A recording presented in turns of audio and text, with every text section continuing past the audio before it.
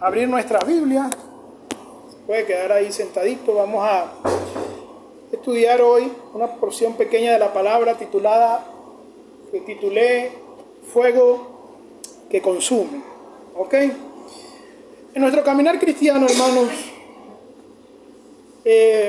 muchas veces nosotros, cuando venimos al Señor, somos víctimas de malas enseñanzas, que yo no llamaré la palabra víctima, pero somos receptores de veces de malas enseñanzas que se nos enseñan incluso dentro de una congregación. Somos víctimas a veces de nuestro propio desánimo, ¿sí? O sea, en la vida cristiana vamos caminando a veces y el desánimo nos ahoga, a veces algunos pecados secretos que no hemos resolvido con el Señor. Tantas cosas que nosotros nos pueden agobiar en nuestra vida cristiana, que a veces es necesario una exhortación a la vida cristiana. Y es necesaria una exhortación, ¿por qué? Porque el Señor usa su palabra, el Señor usa a los predicadores, el Señor usa tantos medios para exhortarnos a andar firmes en la fe. Y las exhortaciones son necesarias por esa razón, porque nos entregamos al Señor y los primeros meses, el primer tiempo es como andar de luna de miel. Pero luego viene una etapa de morir a tantas cosas o superar tantas cosas de la cual nuestra fe se ve invadida. Como le digo, el desánimo, la falta de oración, la falta de deseo de buscar de la palabra. Como que la luna de miel pasa y viene ahora la realidad, como viene en el matrimonio, de vamos a preocuparnos por la comida, vamos a preocuparnos por esto. Entonces la vida cristiana, como va creciendo y pasa la luna de miel, nosotros debemos recibir la exhortación de seguir adelante, venga lo que venga. Y una de esas exhortaciones, muchas de esas exhortaciones, se encuentran en la epístola a los Hebreos. Y ahí yo quiero leer una en particular en Hebreos 12:29, que es el texto de hoy que vamos a estudiar con la ayuda del Señor primeramente. Hebreos 12:29. Porque nuestro Dios es fuego consumidor. Si lo tienen ahí, lo volvemos a leer, es cortico el texto. Hebreos 12:29. Porque nuestro Dios es fuego consumidor. ¿Ok? Por eso puse el título de la enseñanza hoy, fuego que consume. Esto es una exhortación. Este versículo es parte de una exhortación. ¿Y qué es una exhortación? Una exhortación es como cuando una persona va camino a un abismo y usted lo para de tajo. ¡Ey, te vas a caer! O ¡ey, ten cuidado! Entonces la exhortación en la Biblia son importantes porque nos ayudan a crecer en la fe. Y aunque el texto es muy corto, este texto es a veces muy olvidado y también es muy mal interpretado. ¿Ok? Y es importante nosotros ver estos textos que a veces no son muy queridos. Tal vez a la gente le gusta mucho y muchos se saben de memoria. Primera de Juan 4:8, ¿verdad? Que Dios es amor y el amor es Dios. Qué precioso es el texto. O aquel que dice el Salmo 23:1, Jehová es mi pastor. Qué bello es saber que Dios es nuestro pastor y qué precioso es saber que Dios es amor. Pero nosotros debemos conocer a Dios con todo lo que Él es, y también Él es fuego consumidor. Y vamos a ver qué es el fuego consumidor. Yo recuerdo una ilustración en el libro del pastor John MacArthur que se llama Conociendo a Dios, que hay 6 ciegos, si no me equivoco, que tratan les muestran un elefante y cada uno toma la parte del elefante que puede sostener. Entonces le preguntaron a cada uno de ellos a qué se parecía el elefante. Entonces uno agarró la cola y dijo: un elefante es como una culebra. Otro agarró la barriga del elefante y dijo: un elefante es como una pared. Otro agarró la oreja y dijo: no, un elefante es como una aleta. Otro agarró la trompa y dijo: no, un elefante es como una manguera. Otro agarró la pierna y dijo: no, el elefante es como una columna. Y así cada uno vio dando su opinión sobre qué era el elefante y ninguno dio en el clavo, porque el elefante no se parece evidentemente a una pared, no se parece a una culebra, ni se parece a una manguera, ni es una columna de una casa. Sino que cada uno tomó una parte del elefante y dijo: bueno, esto es el elefante. Y no es así. ¿Qué quiero ayudar con esta ilustración? Que muchos cristianos toman a Dios, una parte de Dios, y dicen: este es Dios. Y no ven todo lo que forma parte de quién es Dios. Y cuando nosotros hablamos de cómo es Dios, hablamos de sus atributos. Usted sabe que a veces decimos el carácter de una persona, las cualidades de una persona, los defectos de una persona. Pero cuando hablamos de Dios, hablamos de atributos. Otros no usan la palabra atributos, sino perfecciones. Por ejemplo, su santidad es una perfección de Él, porque nadie es santo como Él. Su amor es una perfección de Él, porque nadie tiene el amor que Él tiene. Entonces, Dios no es un ser emocional como nosotros, ¿sí? Sino que Dios es un ser perfecto y Él tiene atributos, cualidades, perfecciones. Y uno de esos atributos es su justicia. ¿Ok? Y su justicia es manifestada en su ira. La Biblia no dice Dios es un Dios de ira. La Biblia dice Dios es un Dios de amor. Pero la Biblia también dice que Dios se aira y que Dios es fuego consumidor. ¿Y eso es símbolo de qué? Eso es símbolo de la justicia de Dios. Cuando la justicia de Dios es derramada sobre la tierra, o la justicia de Dios es derramada sobre los impíos, decimos Dios se airó, porque Dios es fuego que consume todo. ¿Ok? Eso es lo característico del fuego, que el fuego acaba todo, que el fuego consume todo en su furor, en su actividad. Así es Dios. Entonces cuando la Biblia nos dice, que Él es fuego consumidor, nos está diciendo que Dios es justo, que Dios ejercita la justicia. Pero en particular vamos a entender el texto aquí en su contexto. Dios está hablando, el autor de Hebreos nos está diciendo que Dios ejerce su justicia en particular sobre, ¿verdad?, quienes rechazan el Evangelio, sobre quienes rechazan la gracia de Dios, sobre quienes rechazan el mensaje que Cristo vino a dar, sobre quienes rechazan la vida y obra de Cristo a favor del pecador. Eso es lo que Dios se molesta, digámoslo de esa manera, usemos el término del autor, se aira cuando las personas rechazan el Evangelio. Y vamos a ver tres cosas. Número uno, cómo se rechaza el Evangelio, cómo una persona puede rechazar el Evangelio según el texto. Número dos, la gravedad del rechazo, porque Dios se aira de ese punto. Y número tres, las consecuencias que trae ese rechazo. Esto nos lo habla aquí Hebreos capítulo 12. Mire cómo dice, Kelly nos estaba leyendo el texto, el versículo 12, dice de Hebreos 12, por lo cual levantad las manos caídas y las rodillas paralizadas y haced senda derecha para vuestros pies, para que lo cojo no se salga del camino, sino que sea sanado. ¿Ok? Lo primero que el autor está diciendo allí es que una de las personas y una de las actitudes que hace que una persona rechace el Evangelio es el desánimo. Mire, si hay un mal tremendo entre los cristianos, es el desánimo.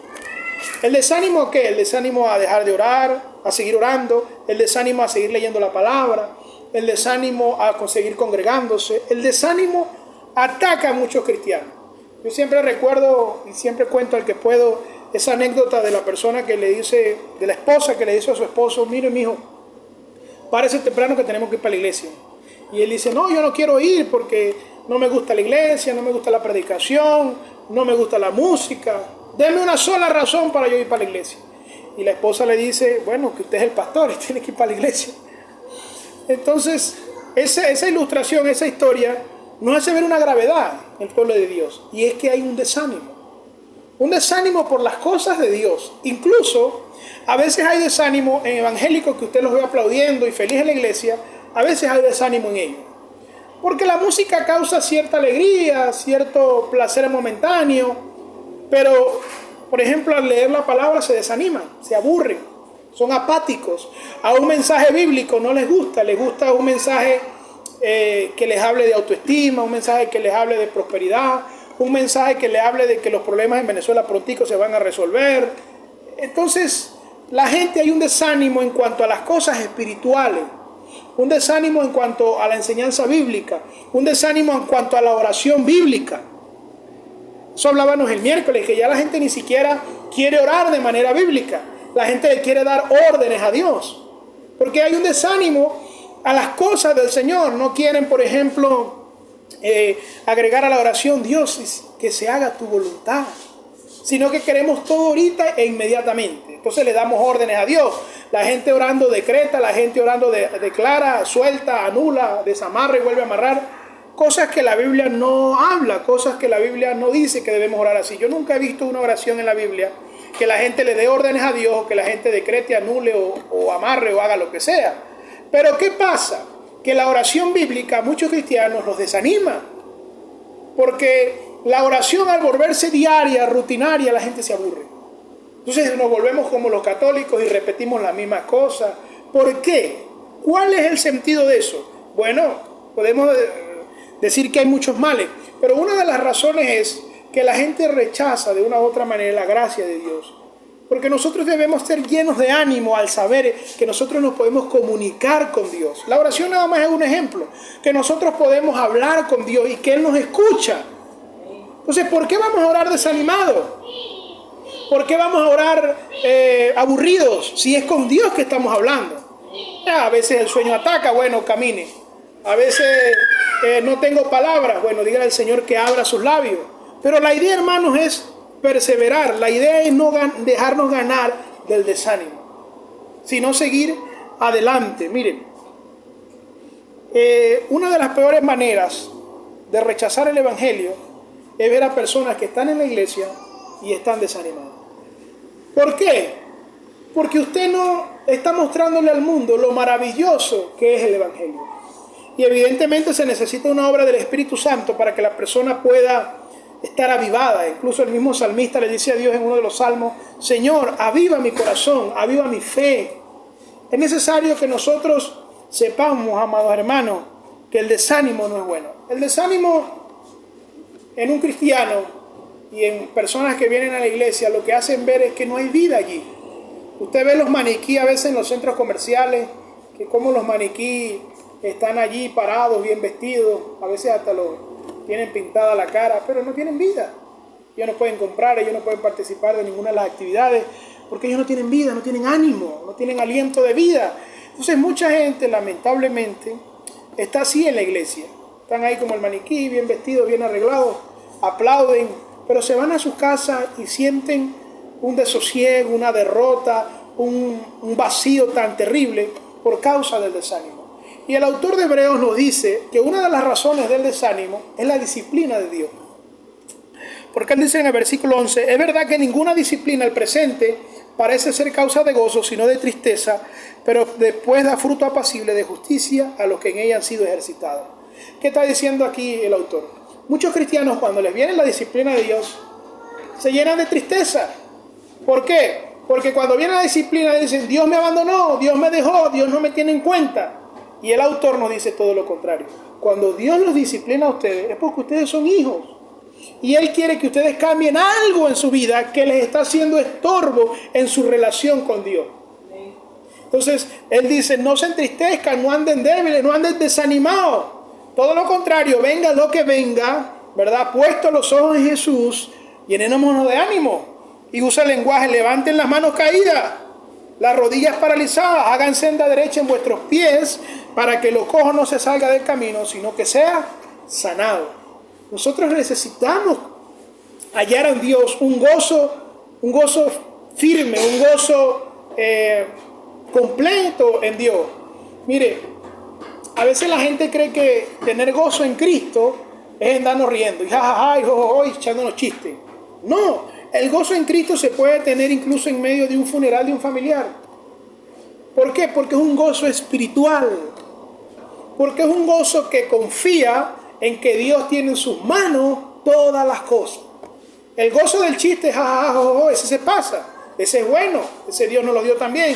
Pero el gozo espiritual es un gozo que está anclado en Cristo. Y como Cristo no nos va a dejar, nosotros no vamos a dejar de estar gozosos en Cristo.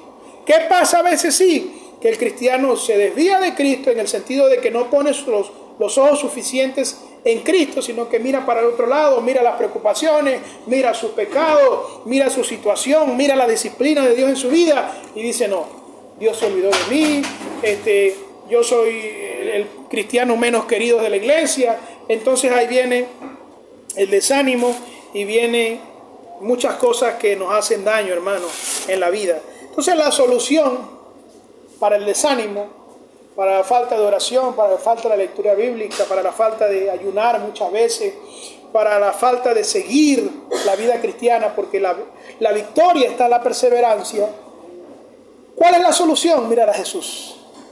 Ahí dice el autor en Hebreos 12:2, puestos los ojos en Jesús, el autor y consumador de la fe. ¿Ok? El cual por el gozo puesto delante de él sufrió la cruz, menospreciando el oprobio, y se sentó a la diestra del trono de Dios. Considerad aquel que sufrió tal contradicción de pecadores contra sí mismo, para que vuestro ánimo no se canse hasta desmayar, porque aún no habéis resistido hasta la sangre combatiendo contra el pecado. ¿Qué está diciendo aquí el autor? Va a venir desánimo cuando vayan a confrontar el pecado, va a venir desánimo. ¿Por qué va a venir desánimo? Porque muchas cosas que yo hacía en mi vida ya no las voy a hacer, o no las puedo hacer, o no las debo hacer. ¿Entiendes? Entonces tu carne va a querer que te desanime. Voy a darles un ejemplo sencillo. Tenemos que levantarnos a orar antes de ir a trabajar. La carne no quiere orar. Entonces eso causa un desánimo en nosotros. Ay, pero yo tengo que orar y tengo que pararme a hacer esto. Y tengo que... En esa confrontación contra la carne, si tú te dejas arropar del desánimo, vas a estar desviado. Lo que tú tienes que hacer es poner los ojos en Jesús. ¿En qué sentido? Que Jesús sufrió el oprobio de la cruz. Que Jesús, siendo perfecto, siendo santo, siendo el Hijo unigénito de Dios, sufrió pero perseveró en obediencia. Por el gozo que le venía después de la cruz. Eso lo está diciendo ahí el autor. Entonces él toma el ejemplo de Jesús y nos lo da a nosotros. Mire, ustedes como cristianos, venga lo que le venga, las pruebas, las dificultades, la lucha férrima contra el pecado, la lucha férrima contra las fuerzas del maligno, no se desanimen. ¿Por qué? Porque el Hijo de Dios venció, y si Él lo pudo hacer, nosotros también. Es más, dice el autor de Hebreos en otro versículo, que Él se compadece de nosotros porque Él también fue hombre. Tenemos un sumo sacerdote que conoce nuestras tentaciones, que conoce nuestras debilidades porque fue el hombre. Él también fue hombre, pero no pecó. Entonces el Señor Jesús dice, Él pongan sus ojos en Jesús. Él es su consuelo, Él es su vida. Que nosotros podamos decir, hermanos, como dijo Juan el Bautista, que nosotros crezcamos y que Cristo mengüe en nuestra vida. Amén. Otra de las razones por las que mucha gente rechaza el Evangelio y viene la ira de Dios, es que no tenemos paz con nadie. Yo no sé si ustedes han escuchado, han sabido, han visto vidas de cristianos que van a la iglesia pero están peleados con los vecinos, o pelean con todo el mundo a cada rato. Esa es una manera de rechazar el Evangelio. Porque nosotros, hermanos, por más que estemos en este mundo y haya conflictos y haya tantas cosas, nosotros debemos buscar la paz con todos los hombres. Mire cómo dice ahí, versículo 14, seguid la paz con todos. Cuando el autor está diciendo seguid la paz con todos, de esa manera usted no rechaza la gracia de Dios. La ofensa más grande que usted le pudieron haber causado, usted la puede perdonar. ¿Por qué? Porque Dios nos perdonó a nosotros las ofensas más grandes que nosotros cometimos contra Él. Entonces, si Dios está dispuesto a perdonar, ¿cómo nosotros no vamos a estar dispuestos a perdonar? Yo siempre he dicho que esa canción que dice que te perdone Dios, yo no te perdono, esa es una de las canciones más prófanas que puede haber. Porque el cantautor está diciendo, Dios sí te puede perdonar, pero como yo soy más que Dios, yo no te perdono. Entonces, eso es falacia. ¿Por qué? Porque si Dios, que nunca le ha hecho mal a nadie, Dios que nunca ha cometido pecado, está dispuesto a perdonar, ¿cuánto no más nosotros que somos pecadores, que somos polvo y al polvo volveremos? Bueno, el Señor dice, ustedes también deben perdonar y seguir mi ejemplo. Si usted no perdona, hermano, usted está rechazando el Evangelio. Ah, no, el Evangelio es útil para mí, pero para los demás yo le echo palo a todo el mundo. No, todo lo contrario, debemos estar en paz y solidaridad con todos los hombres. Mire como dice Hebreos 13:16, y de hacer el bien y de la ayuda mutua no os olvidéis, porque de tales sacrificios se agrada a Dios, de hacer el bien y de la ayuda mutua. O sea, nosotros debemos estar en comunión con todos los hombres mientras sea posible. Bueno, pero fulanito me agarró rabia a mí y eso está fuera de mis manos. Bueno, eso es otra cosa. Pero mientras nosotros podamos hacer las paces con las personas, sea que sean en la iglesia, sea que sea en la familia, o sea que sea en la sociedad, nosotros tenemos que hacer las paces con la gente y estar en paz. Porque esa es una de las maneras de proclamar el Evangelio. ¿Por qué este me perdona? Porque él ha sido perdonado. Es que Jesús no le enseñó, si le dan por una mejilla, pongan también la otra. Debemos tener paz, debemos ser mansos, debemos tener mansedumbre. Mucha gente le gusta Juan 3:16 porque de tal manera amó Dios al mundo que dio a su Hijo por nosotros. Pero también está en la Biblia primera de Juan 3:16 que dice, como Cristo puso su vida por nosotros, pongamos también nosotros nuestra vida por nuestros hermanos. O sea, siguiendo el ejemplo de Cristo. Otra de las razones por las que se puede rechazar el Evangelio es la falta de santidad en la vida cristiana. Y ojo que no digo perfección, porque perfectos nadie va a ser. Y perfectos no llegaremos a ser en esta vida. Perfectos seremos cuando estemos con el Señor, perfectos sin pecado. Pero sí habla la Biblia de que nosotros debemos ser santos como Dios es santo. ¿Qué quiere decir la palabra con eso? Que nosotros debemos perseguir la santidad. Que nosotros, en otras palabras, no podemos tener pecados secretos. Porque yo siempre llamo pecados mimados. Pecados que los tomamos como un niño y decimos, no, este es mi pecadito, con esto nadie se mete. Esta cosa en particular yo no se la entrego a Dios, esto es mío. Esa actitud, con esa actitud estás rechazando el Evangelio. Porque el Evangelio es que nosotros ponemos sobre Cristo todos nuestros pecados por fe en la cruz. Todo. Y ahora recibimos de Cristo la vida. Pero si hay un pecado que tú no has entregado a Cristo, si hay un pecado, una mala actitud, algo de tu corazón que tú no le has dicho, Señor, toma esto también, ¿verdad? Estás rechazando el Evangelio. Hay que entregarle todo al Señor. Hermano, estoy luchando con esto. Bueno, estás luchando en contra de eso. Pero es mucho la diferencia cuando una persona no está luchando contra eso, sino que está dejando que eso se crece en su corazón. Mira como dice el 14, busquen la santidad sin la cual nadie verá al Señor. Nosotros debemos anhelar la santidad porque así estamos proclamando el Evangelio. Así estamos anunciando el Evangelio. Quien es cristiano y no busca la santidad lo está rechazando.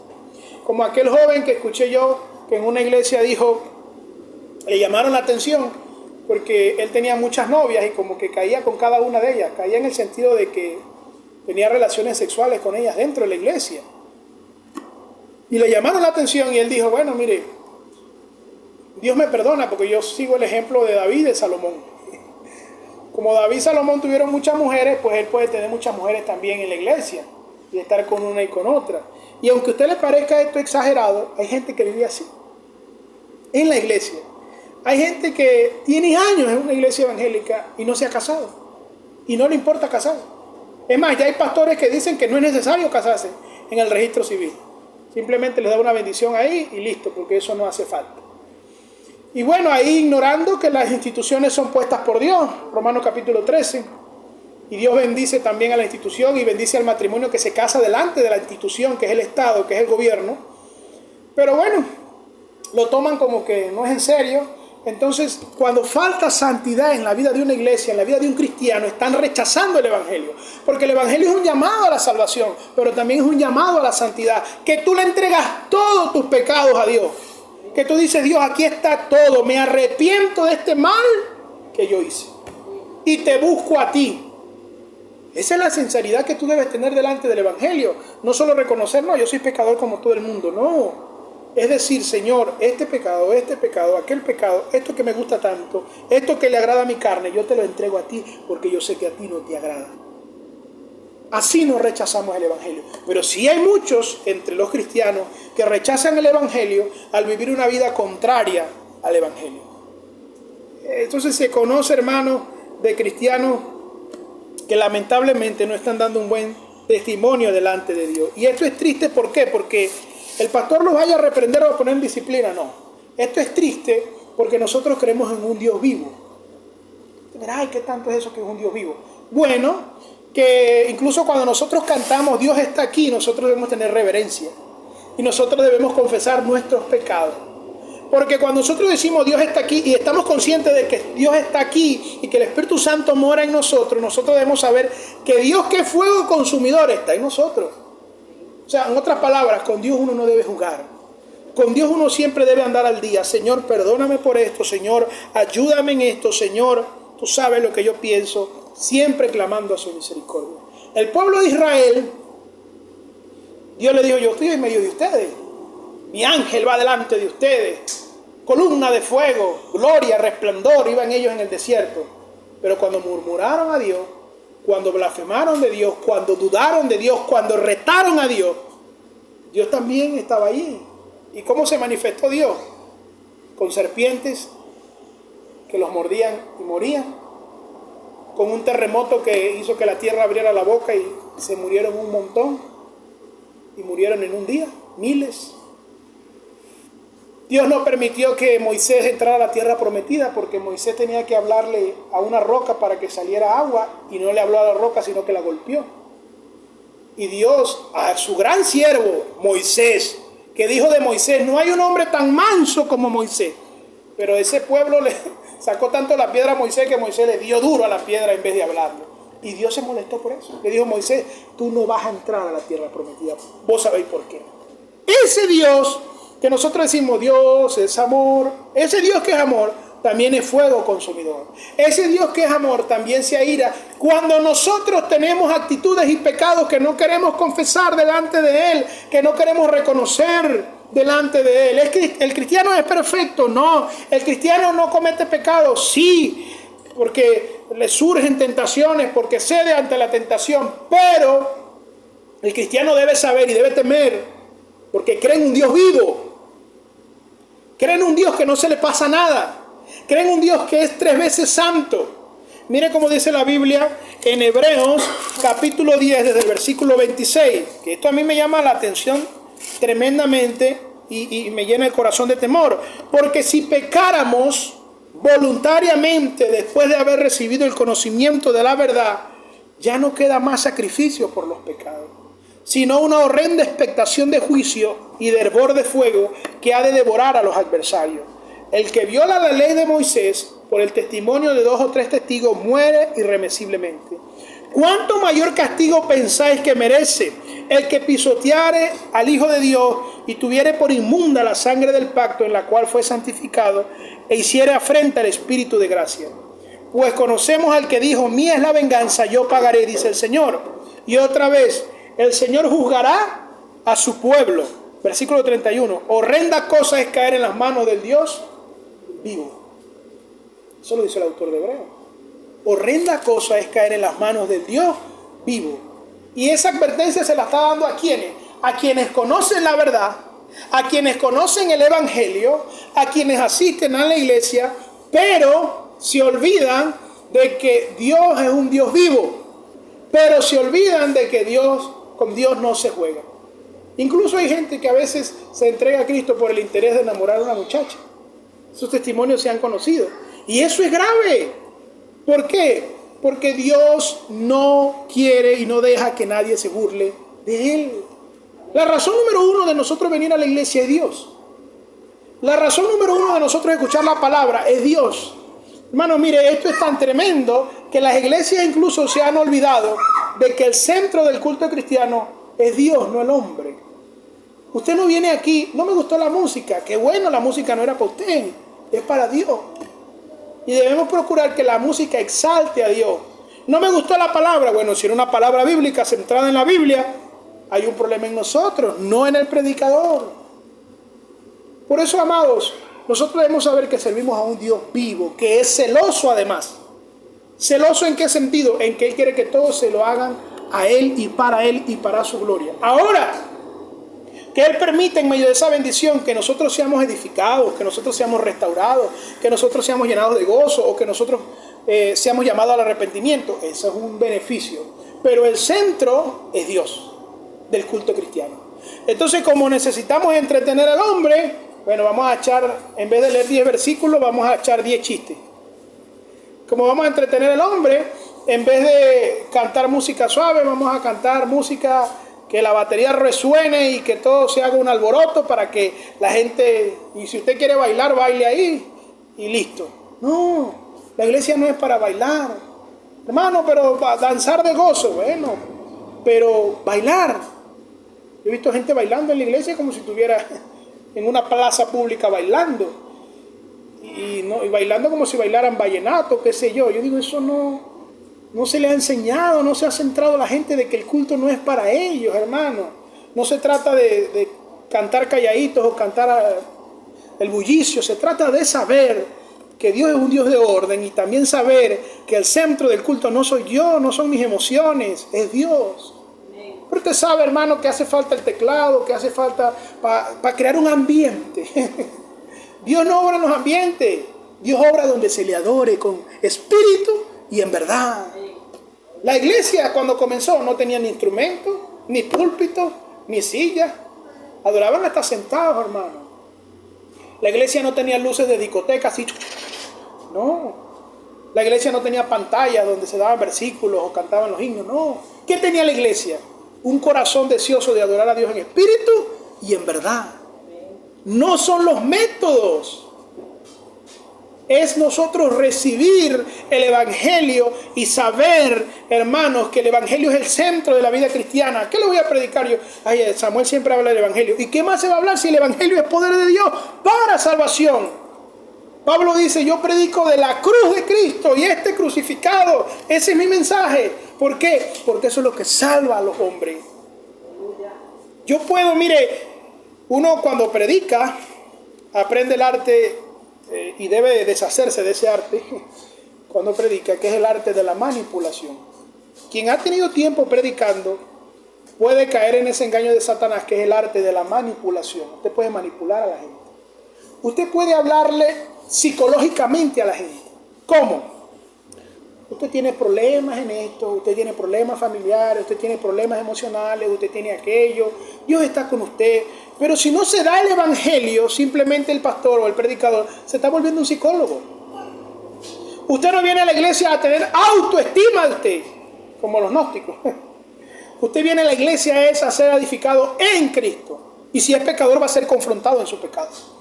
Lamentablemente.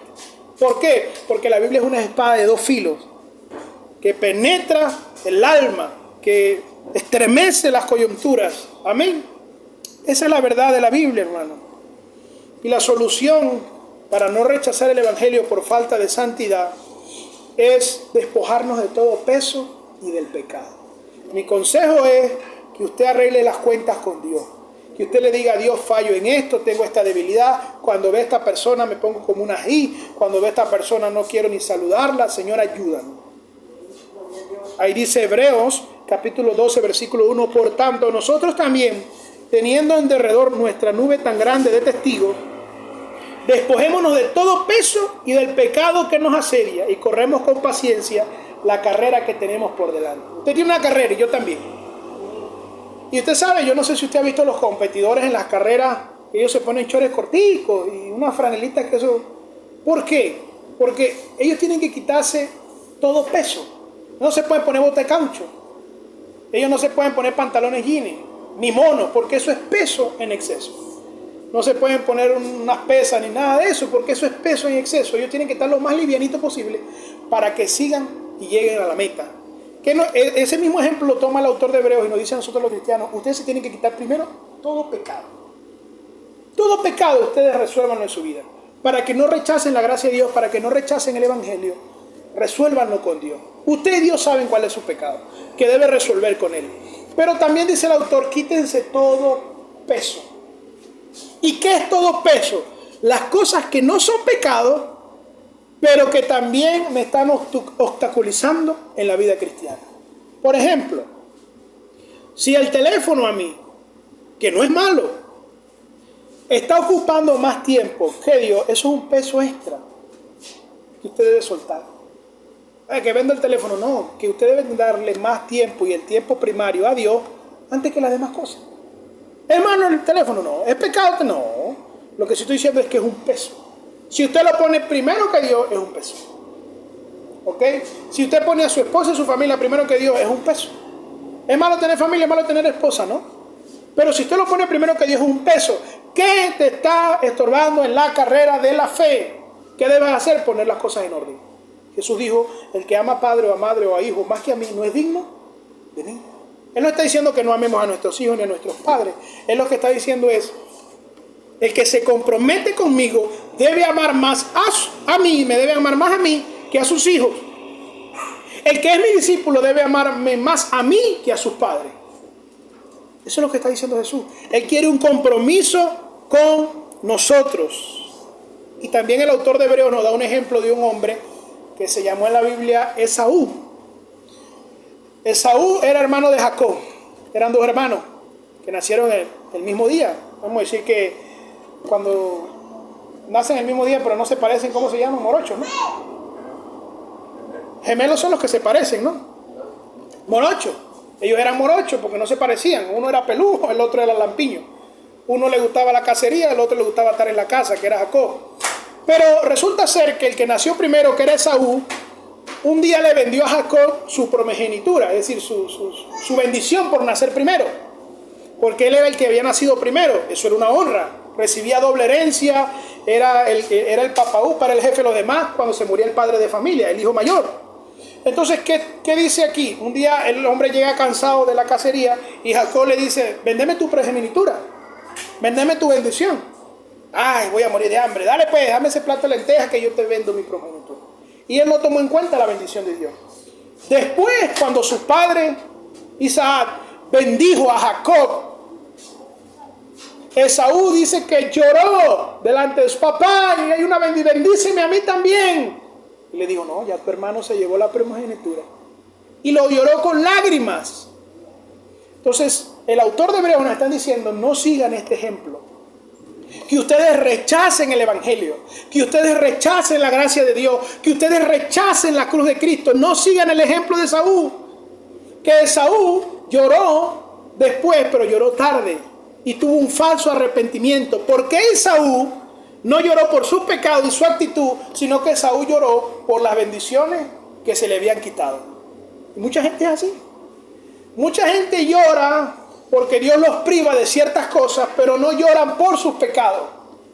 Lloran porque se les quitaron las bendiciones de Dios, pero no lloran por sus pecados. Es como el faraón.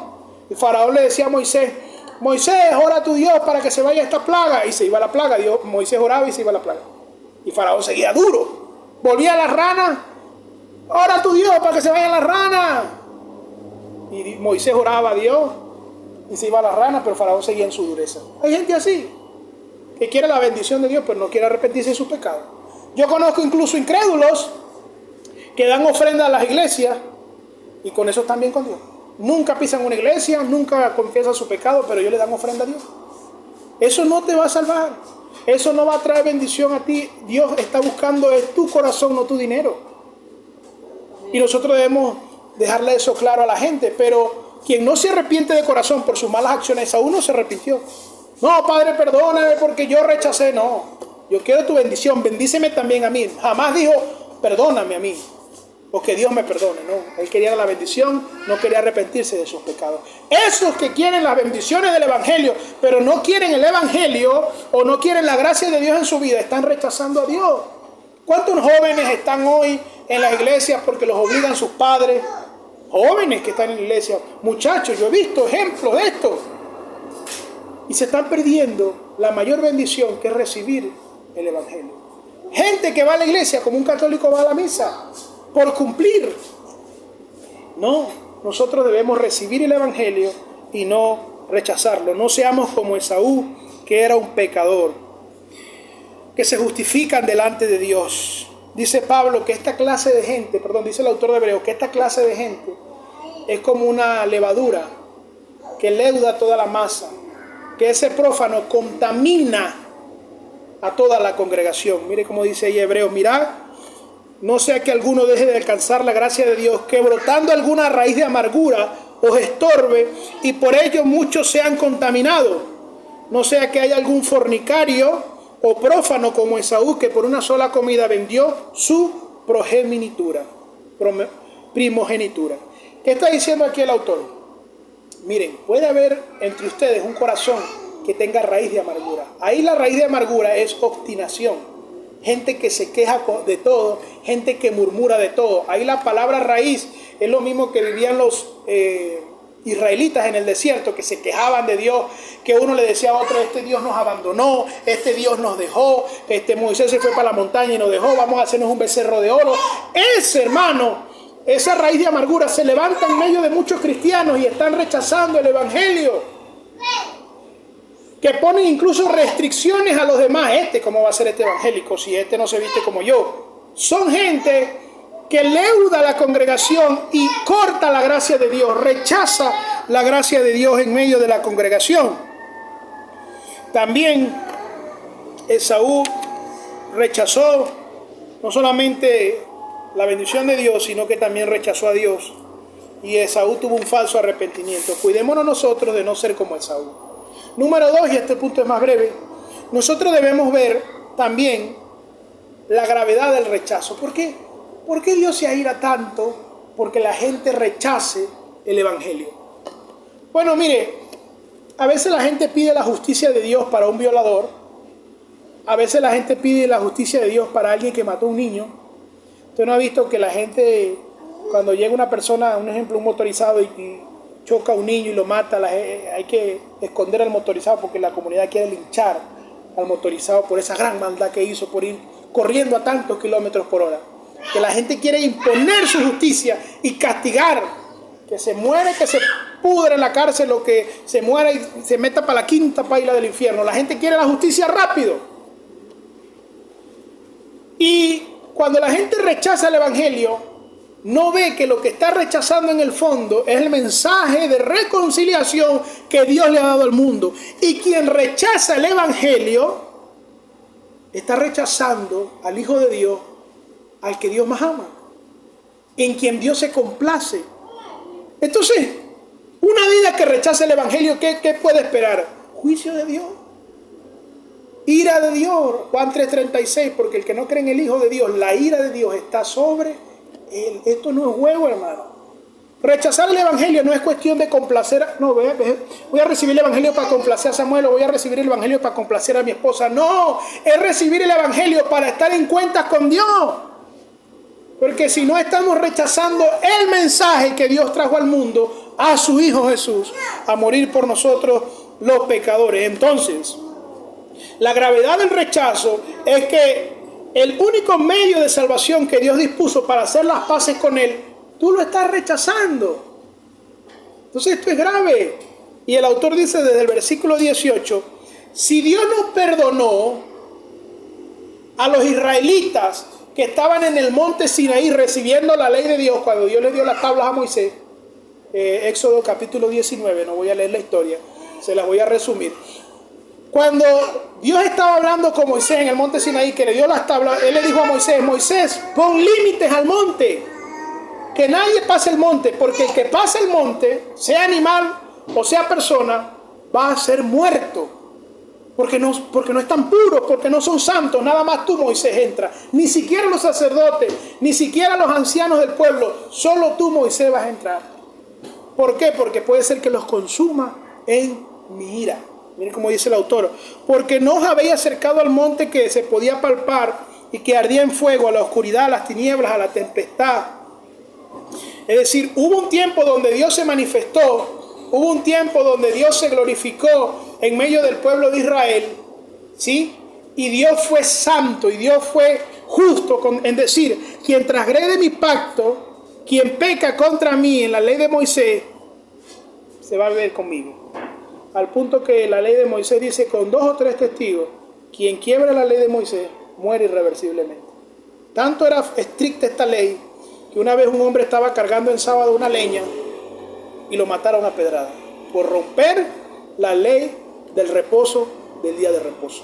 Entonces esta ley era crítica, pero dice el autor aquí, nos está enseñando, ustedes no se han acercado al monte Sinaí, ustedes no vieron la gloria ni los relámpagos, ni estuvieron viendo los límites del monte.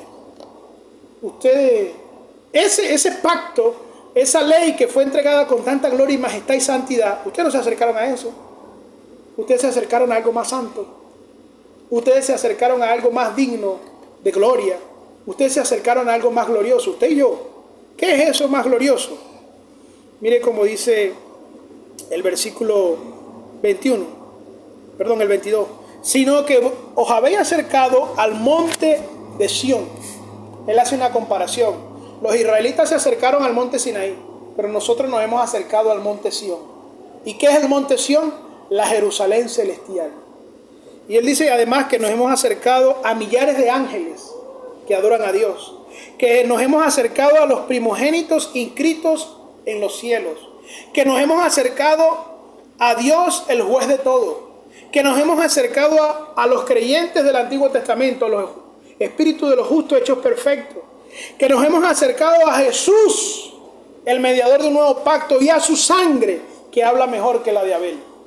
¿Qué está diciendo el autor aquí? Mire, si los israelitas debían caminar con cuidado por esa ley que no daba vida, porque la ley no da vida, la ley condena y la ley trae muerte. Porque si tú no cumples todo lo de la ley, ciertamente la maldición de Dios vendrá y también la muerte. Romanos 6:26, porque la paga del pecado es la muerte. Entonces, ¿cómo conoces tú el pecado? A través de la ley. Y a través de la ley viene la muerte. Entonces, si ese pacto fue con gloria, ahora tú y yo nos hemos acercado al nuevo pacto en Cristo Jesús. Ahora nos hemos acercado a Dios. Ahora estamos en la congregación de los santos, tanto en la tierra como en el cielo. Ahora estamos, cuando la iglesia se reúne, no nos reunimos solos. Nos estamos uniendo a la comunión de millares de ángeles y de un montón de santos que están en el cielo adorando a Dios. ¿Y qué dice él? Caminen con temor. Porque ustedes no se sentaron a un monte físico. Ustedes se han acercado a la Jerusalén celestial. Entonces caminen en santidad, caminen en temor. Esa es la gravedad del rechazo. Esa es la gravedad que alguien diga, no acepto el evangelio, no quiero estar en la iglesia, no me importa Dios, no me importa su palabra, no me importa orar a Él. Cuidado, porque tú no estás rechazando la ley, sino que estás rechazando el evangelio, estás rechazando la gracia de Dios. Esa es la advertencia de Él. Tenemos una responsabilidad grande. Además dice el autor, no rechacen al que habla. Si el pueblo de Israel rechazaba al que hablaba, que era Moisés, Dios le hablaba a Moisés y Moisés le hablaba al pueblo. Y si el pueblo rechazaba a Moisés, como efectivamente lo hicieron cuando hicieron el becerro de oro, y Dios no los perdonó, y Dios los consumió a aquellos que adoraron el becerro de oro, que no escucharon a Moisés, el autor nos está diciendo, no rechacen ustedes al que les ha hablado ahora. ¿Y quién nos ha hablado ahora? Jesús. Hebreos 1:1. Hebreos 1:1, mire cómo dice. Hebreos 1:1. Dios, habiendo hablado muchas veces y de muchas maneras en otro tiempo a los padres por los profetas, a través de Moisés, Elías, Isaías, en estos postreros días, nos ha hablado por el Hijo. O sea, Dios a ti y a mí nos ha hablado por el Hijo. Samuel, Jesús no está aquí hablándonos, pero Jesús dejó su mensaje. Y Jesús dejó el Espíritu Santo, que convence de justicia, de pecado y de misericordia. Jesús dejó el Espíritu Santo, que es el que está hablándote el Evangelio hoy. Y si tú rechazas la palabra de Jesús, y si tú rechazas el mensaje de Jesús, agárrate y abróchate el cinturón, porque si Dios no perdonó a aquellos que no escucharon a Moisés, también va a traer su juicio sobre aquellos que no escuchan a su Hijo. ¿Qué dijo Jesús? Que dice el autor, Jesús es más que Moisés, porque Moisés era el siervo de la casa y hizo un buen trabajo. Pero Jesús es el hijo de la casa. Es el hijo del dueño de la casa. Y la casa somos nosotros.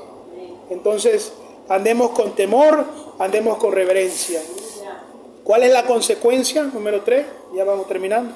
¿Cuál es la consecuencia de este rechazo? Que tarde o temprano quienes rechazan el Evangelio van a encarar al Dios de justicia. Y la gente a veces dice, pero ¿qué quiere decir la Biblia que Dios es fuego consumidor? Bueno, mire, la Biblia en muchas partes habla de Dios como fuego. El Señor se mostró a Moisés en una zarza ardiente que no se consumía. No sé si ustedes vieron esa historia. Ahí representa el fuego a Dios. Pero el fuego representa porque el fuego devora todo. El fuego es un tormento indescriptible. Entonces cuando dice la Biblia Dios es fuego consumidor, no quiere decir que Él es un fuego literal. El Señor vive ardido, no. Lo que quiere decir la Biblia es como cuando nosotros usamos las palabras y decimos, fulanito es un ají. No es que él es un ají literal, lo que queremos decir es que él es muy bravo. O fulanito es un pan de Dios, o sea que él es muy bueno, no es que es un pan literalmente, aunque a veces algunos tengamos forma de pan, ¿verdad? Pero no es lo que está enseñando. Lo que está enseñando es un simbolismo para hablar del carácter de la persona. Entonces cuando la Biblia dice Dios es fuego consumidor, es que Él se aira. Y la ira de Dios es consecuencia de su justicia. Ay, Dios sí es malo porque se aira. No, Dios es bueno y es justo porque se aira. ¿Usted se imagina un Dios que no se aire? Eso es un Dios sinvergüenza que todo lo permite. ¿Usted se imagina un Dios que no castigue al violador?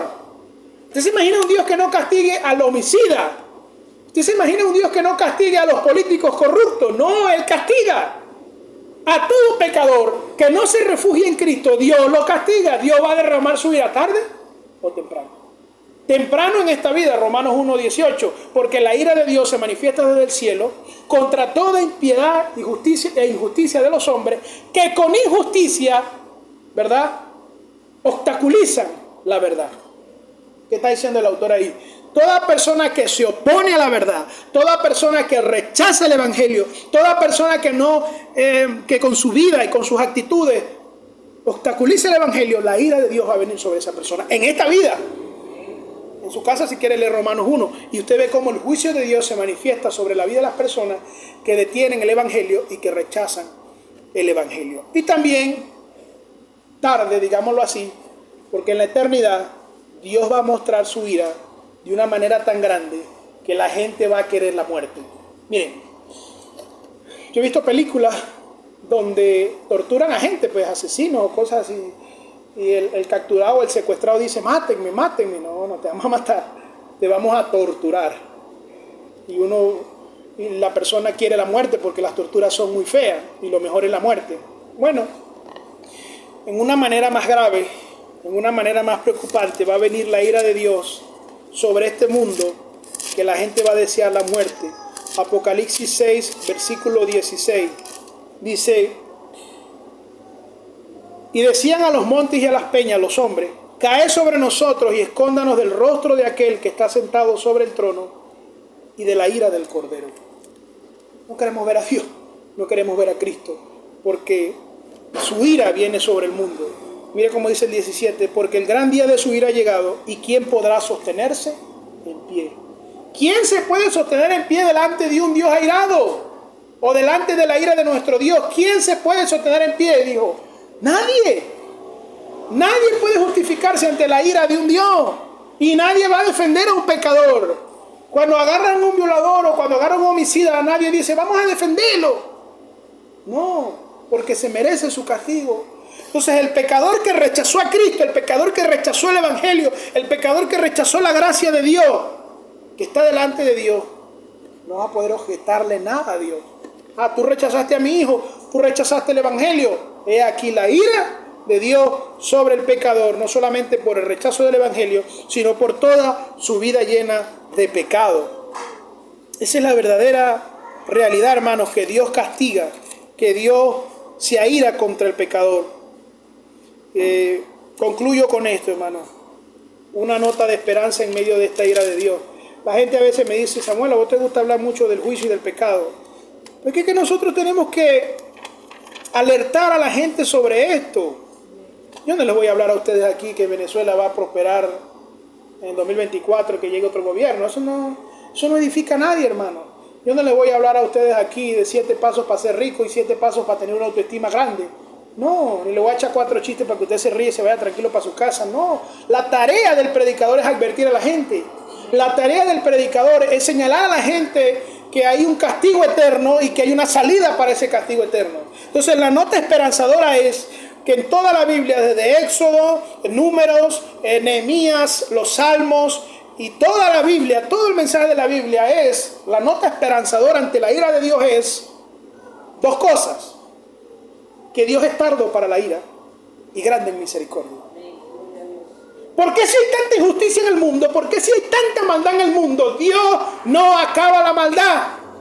Alguien dijo: si Dios es tan bueno y tan justo, ¿por qué no acaba la maldad? Bueno, dijo alguien y respondió: porque nos tendría que acabar a cada uno de nosotros. Si Dios aplicara su justicia y su ira hoy de una manera plena y completa, tendría que acabarnos a cada uno de nosotros, porque el problema del mundo somos nosotros, porque el corazón corrupto está en nosotros. Entonces, si Dios tuviera que acabar la maldad, nos acabaría todo.